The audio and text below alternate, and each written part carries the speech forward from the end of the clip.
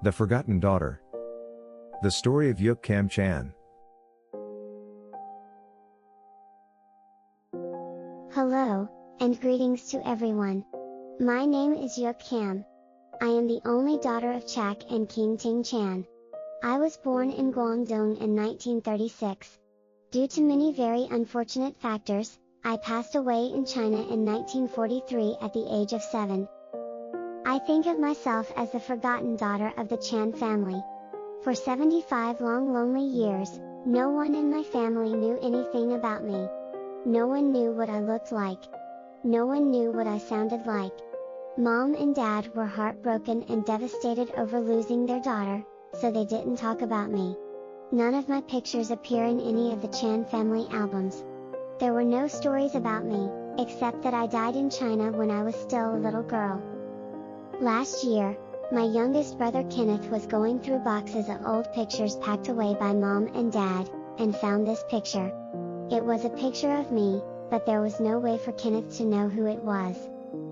Not long afterward, he found this picture of Mom, Dad, brothers Walter and Don, along with a little girl, whom he suspected was the sister he had heard so little about.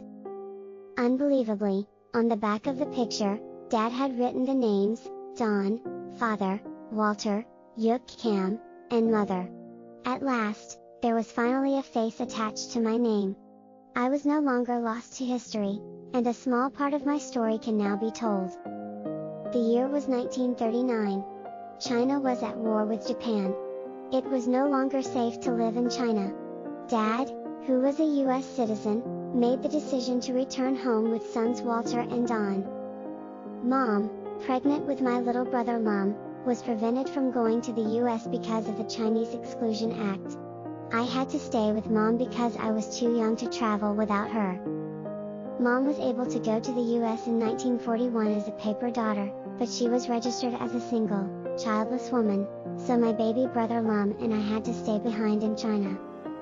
War was declared between the US and Japan in December 1941, and it then became far too dangerous to travel until the war ended in 1945. My little brother and I were trapped in China with no way out. Living conditions in China were horrible during the war. Many people were homeless and starving, and there was no medical care. I became sick and died sometime in 1943 when I was only 7 years old and became the forgotten daughter. These following few pictures are the only things remaining from my life. This is Mother King Ting and me as a baby. This is me with a very bad haircut. This is Father and brothers, at the steamship terminal, saying goodbye to Mom and me, before they left for America. Here are 3 pictures of me, with big brothers, Walter and Don, while awaiting their departure to America.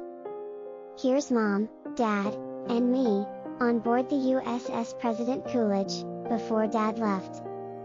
Here's me wandering around the ship. I'm pretty sure I had no idea what was going on, and didn't know that I would never see Dad and my brothers ever again. Here are 2 more pictures of our family at the terminal. These were our last family pictures together. These are the last of my pictures. Before I say goodbye, here is a lesson I know very well. Live life to the fullest. Tomorrow may never be. I'm very glad that I had this chance to share my story with you. Now I no longer feel like the forgotten daughter anymore. Love to everyone, and stay safe and well.